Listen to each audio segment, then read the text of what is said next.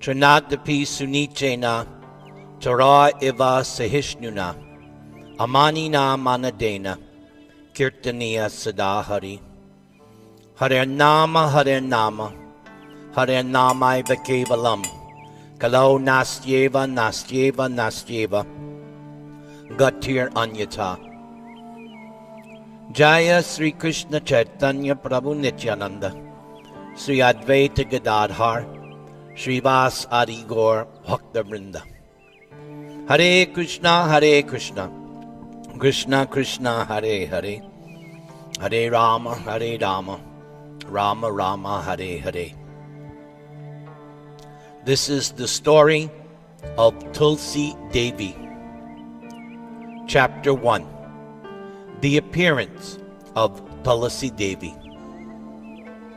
When Narada Muni asked Lord Narayan about the appearance of Tulasī, the Lord began by narrating the history of the lineage of Manu Daksha Savarni. The fourth descendant of that Manu was a staunch worshipper of Lord Shiva. Lord Shiva treated Vrishadvaja better than his own two sons. Vrishadvaja was so fanatical in his devotion to Lord Shiva that he did not revere Lord Narayan, Goddess Lakshmi, or any other demigod. He was also severely critical of them as well. He was not cursed by the demigods, however, because they feared the wrath of Lord Shiva.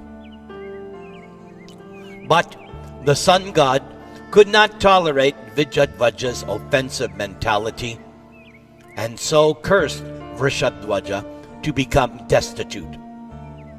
Lord Shiva then came to the defense of his favorite devotee and chased Suryadev, who then took shelter of Lord Brahma, along with his father Kashyapa Muni. However, all of them very much feared the wrath of Lord Shiva. And so Lord Brahma took them to the abode of Vaikuntha. There they took shelter of Lord Narayan, and after praising him profusely, explained their plight. The Lord explained to them his supreme position, and also assured them that there was nothing to fear, not even Lord Shiva. As Lord Narayan was explaining the truth of Lord Shiva's exalted position, Lord Shiva arrived on the scene and offered obeisances to Lakshmi Narayan. There is a nice description of the view of Lord Narayan as he was seated on his throne. After being worshipped by Lord Shiva, Lord Narayan's attendants fanned Lord Shiva, who was now sitting on a throne. Because of being in the presence of Lord Narayan, Lord Shiva gave up his anger and fatigue and assumed a cheerful demeanor. This particular manifestation of Lord Shiva had 5 mouths. After being praised by Lord Narayan and questioned by him as to the nature of his visit, Lord Shiva explained his concern for his devotee, King Vrishadvaja. Lord Narayan then pointed out that since this whole exchange had now taken up 30 minutes of Vaikuntha time, King Vrishadvaja, as well as his son, was now long dead. Hamsadvaja, however, was survived by 2 Vaishnava sons, who bore Surya's curse upon their grandfather, King Vrishadvaja. However, because these 2 sons were at this very moment worshipping Goddess Lakshmi, she was now going to partially appear from the wives of those 2 devotee kings. Lord Narayan then advised everyone to return to their own abodes. Thus, Dharmadwaja was married to Madhavi, who bore the partial expansion of Lakshmi in her womb for 100 celestial years. On an auspicious day and moment, when there was a full moon in the month of Kartik, on a Friday, she gave birth. From the description given of her appearance, it appears she was born fully grown. Because her beauty was incomparable, the sages called her Tulsi.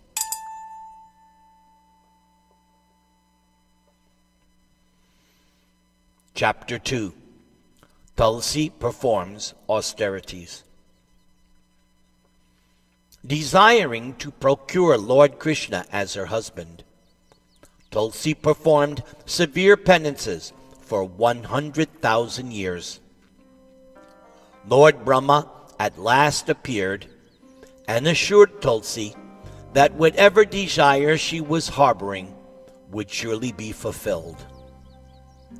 Tulsi narrated the story of how she was cursed when Srimati Radharani saw Tulsi that she had fainted out of ecstasy during an intimate encounter with Lord Krishna.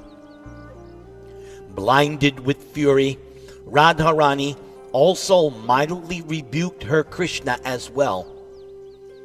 Krishna advised Tulsi that although she was cursed to take a human birth, she should perform austerities in order to get the benediction of Lord Brahma, and that she would marry him in his form of Narayan. Lord Brahma told Tulsi about a demon named Shankachuda, who was previously Sudama, a cowherder boy in Goloka, who was also cursed by Radharani. Sudama had been infatuated with Tulsi and had wanted to marry her, but out of fear of Radharani, he kept his desires to himself. Both Tulsi and Sudama are cognizant of their previous lives. Because of his austerities, Lord Brahma is inclined to grant Sudama's desire to have Tulsi as his wife. Lord Brahma instructs Tulsi to indeed marry Sudama. However, fate will see to it that she indeed is married to Lord Narayan. But her husband Narayan will then curse Tulsi to become the holy basil tree. As such, she will be known as Vrindavani, and in this way always enjoy the company of Krishna. Tulsi explained that she was only marrying Lord Narayan because it was the order of Krishna. She still longed for an intimate relationship with Krishna, but could now understand how her desire was going to fructify. However, she still feared Radharani and asked what she should do. With the 16-syllable mantra given to her by Lord Brahma, Tulsi would eventually be granted intimate dealings with Krishna along with Radharani's permission. Tulsi achieved success within 12 years. Although pining for Krishna, Cupid attacked Tulsi so violently that it was impossible for her to maintain sanity. In dreams, she was romanced by a handsome young stranger who stole her heart. Upon wakening, she simply cried.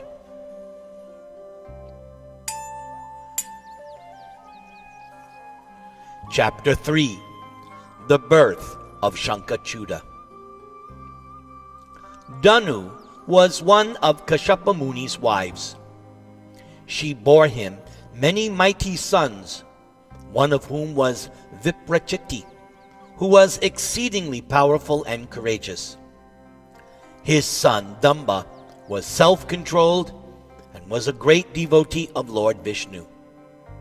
However, being sonless, Damba performed Krishna mantra japa for 100,000 years. Then, an intolerable effulgence shot out from Damba's head, and it spread everywhere.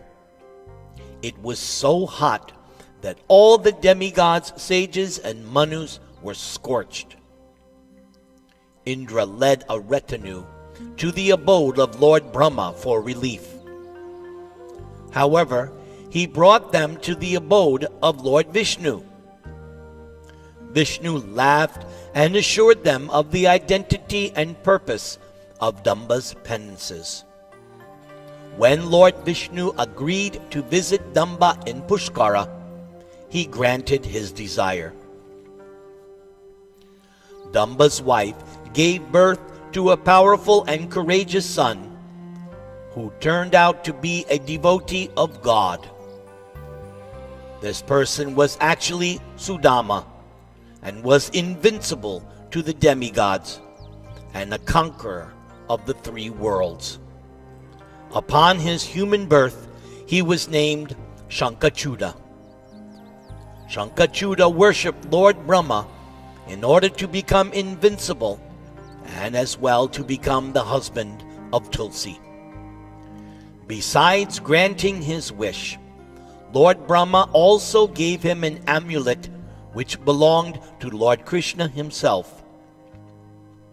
This Sarva Mangalam Mai guaranteed victory everywhere. Lord Brahma then instructed him to proceed to Badarik Ashram, where Tulsi would be waiting for him.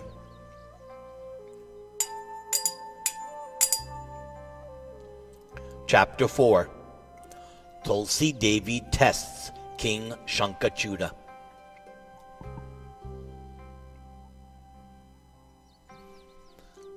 Tulsi and Shankachuda were mutually attractive and attracted to each other. Their physical appearance was stunning. Although Shankachuda tried his best to woo her, Tulsi played coy and modest to a fault. She spoke in such a way as to test him.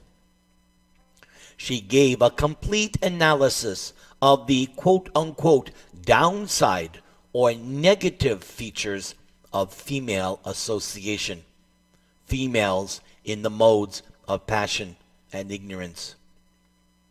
She gave an in-depth description of all the natural faults of any woman within the material world. After hearing such an account, who in their right mind would agree to dally with a woman? But Shankachuda was not deterred in the least. He correctly responded by giving examples of women in the mode of goodness, who are indeed praiseworthy. He pointed out that Tulsi was speaking about women who are degraded, women in the modes of passion and ignorance. Yes, such women are to be rejected. However, women in the mode of ignorance are irresistible to common low-class men. Shankachuda went on to inform Tulsi of his own previous life in Goloka, how he had desired her, and how he was cursed by Radharani. He also informed her that both of them are Jatismara, aware of their previous life. Tulsi then admitted defeat from Shankachuda's arguments. Tulsi explained the fate of any man who is controlled by a woman. Such a man always remains impure. She confessed that she was simply testing him to determine how strong he would be in knowledge. She then described the fate of a father who gives his daughter away to an unworthy man. Such a sin is equivalent to that of murdering a Brahmin. However, if she is given away to a devotee, then one acquires the fruits of performing 10 horse sacrifices. Tulasī also pointed out that if one raises a daughter and then sells her out of greed just for profit, the father falls to hell. He falls to hell simply to drink his daughter's urine and eat her stool. When such a father again takes human birth, he is born as a diseased person who must earn his livelihood by selling and carrying meat.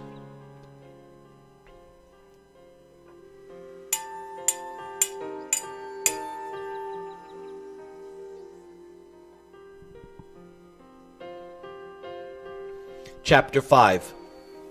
Tulasī marries Shankhachuta. Then Lord Brahma suddenly appeared. Instructing both of them, he urged them to marry according to the Gandharva ritual without any delay. He also foretold that upon the death of Shankhachuta, Tulasī would return to Goloka and get Krishna as her eternal husband. After Lord Brahma departed, Shankhachuta and Tulasī followed his instructions, while the demigods sounded their drums and showered flowers upon them from the sky. They married each other with these words, "I am at your service." They left the hermitage and began to travel to various places. Wherever they went, they enjoyed each other's company with great satisfaction, never tiring of one another.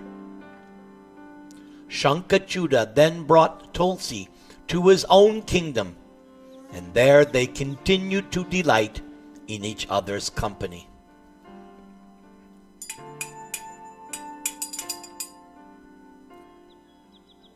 Chapter 6. Lord Vishnu helps the demigods. Shankhachuta enjoyed his kingdom for 4,320,000 years, which is a Manvantara period. And during that time, Shankhachuta gained control over all the gods, Danavas, Gandharvas, Kinnaras, and Rakshasas. He also dispossessed the gods of their realms and privileges, deprived them of their rights with respect to worship and offerings, and seized their weapons and ornaments. Consequently, the demigods wandered throughout the universe like helpless beggars. Finally, the demigods united in a group and went to the assembly of Lord Brahma. Lord Brahma then took them to the realm of Lord Shiva and related to him the details of their case. Lord Shiva then took them all to the highest place, Vaikuntha. After passing through 16 gates, the group finally arrived before Lord Narayan. The description of the kingdom of God is most astounding. Lord Brahma and the other gods offered their obeisances to Lord Vishnu. As they did, their hairs stood on end, tears flowed from their eyes, and their voices were choked up with emotion. Then Lord Brahma, his hands clasped and his head bowed, informed the Lord about Shankachuta's doings. Lord Hari simply smiled and said that he was well aware of everything regarding Shankhachuta. He was aware how he was previously Sudama, a cowherder boy in Goloka, but how Radha pronounced a terrible curse upon him because he defended Krishna when Radha rebuked Krishna with flirting with another gopi. Because Shankachuda scolded her, Radha immediately ordered thousands of her gopi attendants to drive Sudama away. Yet he resisted and repeated his reproaches against her. Then Radharani cursed Sudama. She said, "May you be born in the womb of a demon woman, a Danavi." Then Lord Hari reassured the demigods. O demigods, that expert mystic and devotee Shankachuda will return to Goloka. Therefore, O demigods, take my trident and go quickly to India. Lord Shiva will kill the Danava with this trident. That demon is wearing my auspicious amulet around his neck. It is called Sarva Mangalamaya, which means conqueror of the world. As long as Shankachuda keeps wearing it, no one can kill him. So I will go to him disguised as a Brahmin, and I will beg for that amulet. But Lord Brahma, you have granted him the boon that he cannot die unless his wife's chastity is violated. So I will take care of this as well. Then he will surely die. Later, when his wife leaves her body, she will become my dearest wife. Saying this, Narayan gave Lord Shiva his trident.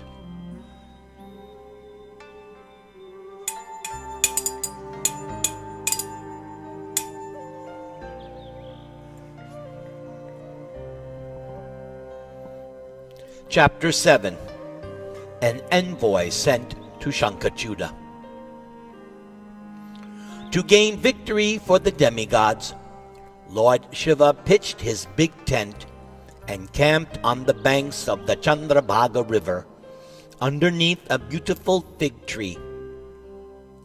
He then sent Pushpadanta, the leader of the Gandharvas, as a messenger to Shankachuda. Pushpadanta noticed that Shankachuda's capital was more beautiful than Indra's realm and more opulent than Kuvera's. The description of the city and that of Shankachuda's palace is quite interesting. Pushpadanta related this message to Shankachuda personally. The demigods have sought the protection of Lord Hari. So you had better restore to them their kingdoms and rights. Lord Hari has given his own trident to Lord Shiva and has asked him to wage war against you if necessary. Either you must return to the demigods their property, or you should be ready to fight with Lord Shiva. Shankachuda simply laughed and said he would go himself to see Lord Shiva the next day. When Pushpadanta returned with Shankachuda's response, various personalities arrived as assistants and warriors to give support to Lord Shiva as his army. But then, the arrival of Bhadrakali was most impressive. Then, Kartikeya arrived, and he bowed down to his father, who asked him to sit on his left side, and he asked him to help. Thus the army remained in battle array.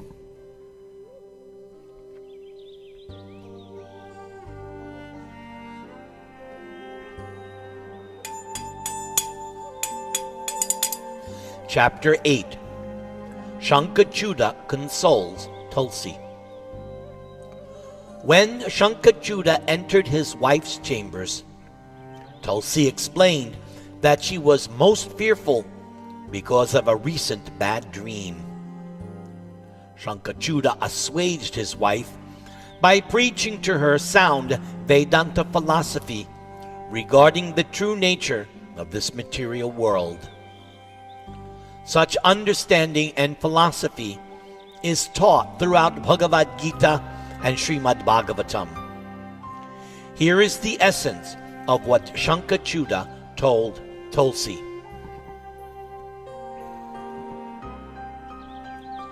My love, who am I? Who are you? By our karma, Providence has united us. Providence will also separate us. When danger comes, only fools are disturbed.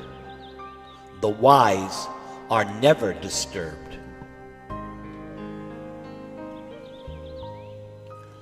Tulasī was thus consoled, especially when Shankachuta told her that in the end she would get Govinda in Goloka Vrindavan, and that he would eventually return to Goloka, and thus they would see each other regularly. Tulasī, who had not eaten any food and who was looking thin, became overwhelmed with grief and began weeping. The king, who knew the truth of life, clasped her to his chest and again appeased her in various ways. The spiritual instructions he had received in Bandira forest from Lord Krishna, which were capable of destroying all sorrows and delusions. Now Shankachuta carefully conveyed these instructions to Tulasī. Upon receiving them, her joy knew no bounds. Tulasī realized that everything in this material world is temporary. She and her husband then spent the remainder of the night in loving exchanges.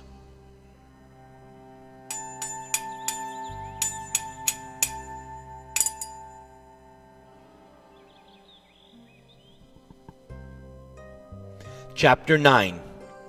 Shankachuta prepares for war. Before sunrise, Shankachuta got up from his flower-strewn bed and performed many rituals in order to prepare himself properly for war. To make his departure for war favorable, he gave charity to his guru, Brahmins, and to the poor. After installing his son Suchandra as the acting king, Shankachuta gathered a mighty army. Headed by his guru and elders, Shankachuta left for Lord Shiva's residence. At that time, Lord Shiva was staying on the banks of the Pushpabhadra river at Siddhashram. This was a most auspicious and sacred place, for it was here that Lord Kapila had practiced asceticism.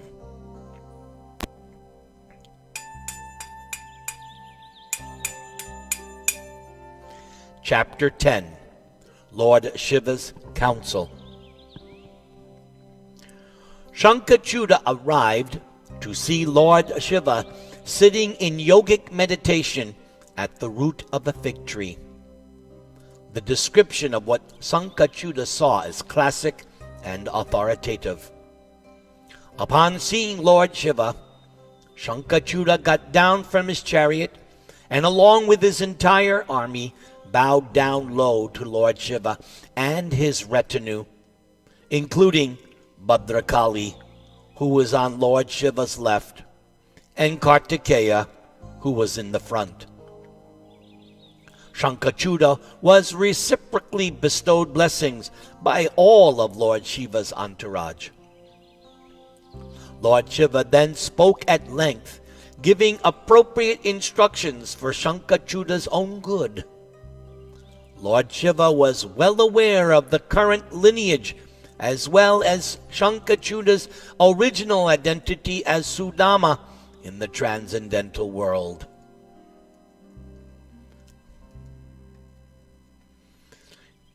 Using savvy philosophy, Lord Shiva pointed out that as a devotee, as a Vaishnava, Shankachuda was behaving out of character. Indirectly, Lord Shiva was criticizing Shankachuda and at the same time showing due deference for Shankachuda's intelligence and position. Lord Shiva also urged him to consider things in the light of Vedanta knowledge, using appropriate metaphors and similes. Lord Shiva demonstrated by his cogent speech why he is said to be the greatest devotee. As the Bhagavatam says, Vaishnavanam yatha Shambhu. Thus Lord Shiva indicated Krishna as the supreme God of everyone, including Lord Shiva himself. Lord Shiva revealed that it is only by Krishna's grace that he, Lord Shiva, obtained the name Mrityunjay, conqueror of death. Lord Shiva also explained how and why he was awarded such a nomenclature. Lord Shiva also disclosed that whoever chants Krishna's holy name and sings his glories can also conquer death. Thus, such a chanter does not come under the influence of birth, disease, old age, and fear. Curiously, Lord Shiva exposed the mystery of how cosmic destruction actually occurs. He told Shankachuda, I have delegated Kala, Agni, and the Rudra to do the work of destruction, whereas I myself only repeat the holy name of Krishna and sing his glories incessantly day and night.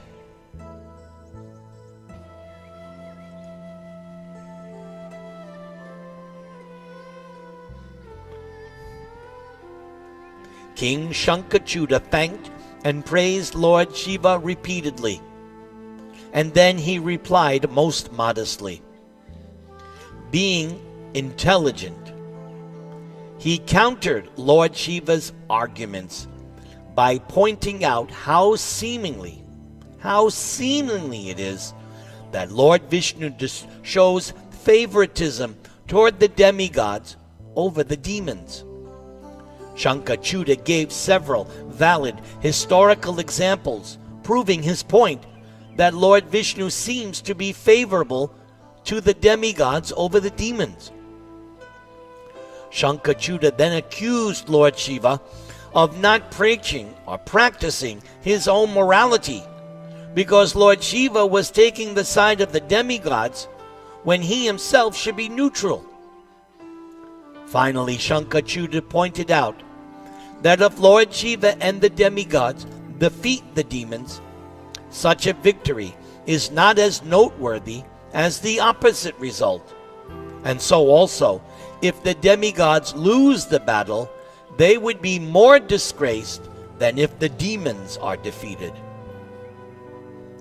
Then, Lord Shiva counter-argued by pointing out the fact that since Shankachuda was actually the son of a Brahmin, and since also none of the enemies that were killed by the Lord himself or Lord Shiva would be as formidable as Shankachuda, then certainly there was no fault, no disgrace in being defeated.